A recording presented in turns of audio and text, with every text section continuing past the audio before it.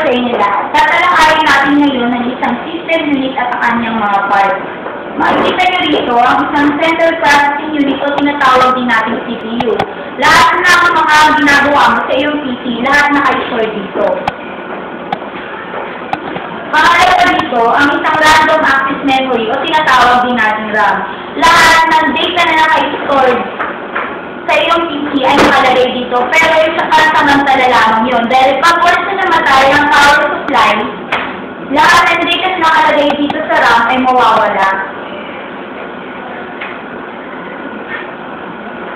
Pangatlo ay ang isang hard drive. This is the permanent storage area kung saan kahit mamatay ang power supply, lahat ng data na inilagay mo dito sa isang hard drive ay hindi pa rin mawawala. Unlike sa isang RAM, pag mamatay ang power supply, lahat ng data ay mawawala.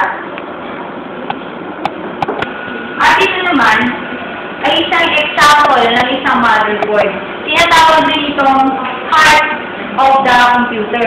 Bakit? Kasi lahat ng wirings ay nakakonect dito sa isang motherboard. Kinoconnect nito ang isang CPU papunta sa RAM hanggang mag-access na sa iyong computer. Once na matira ang mga pins na nasa likod, ang motherboard mo ay hindi na maggagana. At ito naman ay isang halimbawa na video card. Maaari din itong tawagin na graphics adapter. It acts like the interface between the monitor and the... At ito naman, may isang power supply. It doesn't actually supply power to the computer. That's the power company's job. The computer power supply converts and holds to household.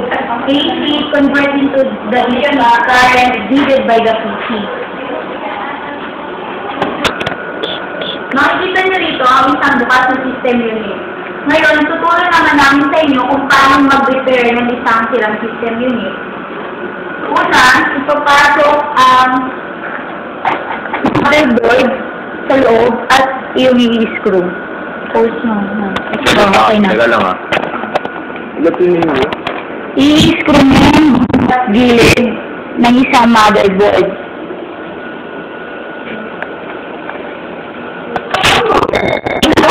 Ng isang CPU. Magdaan lamang para dahil maaaring maputol yung mga pins sa likod ng isang CPU. Tatlo ang saan. Dapat nakalagay ito sa tapat ng isang CPU dahil pag wala ito maaaring masunog ang CPU at hindi nagagana ang iyong computer. At ang hard drive din ating ilalagay. Hindi kasi may saribon pare. Dapat naka-screw ang hard drive sa pagitan ng mga butas.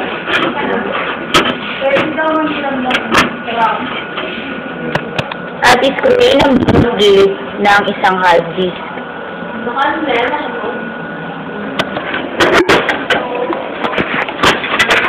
At ikagay isang power supply ng isang system unit. Kapag walang ito, hindi gagana ang isang PC.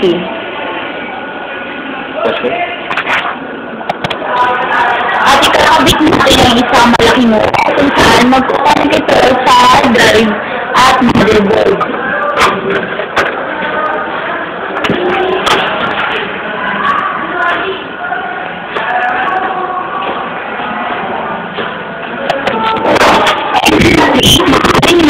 Ang isang system unit.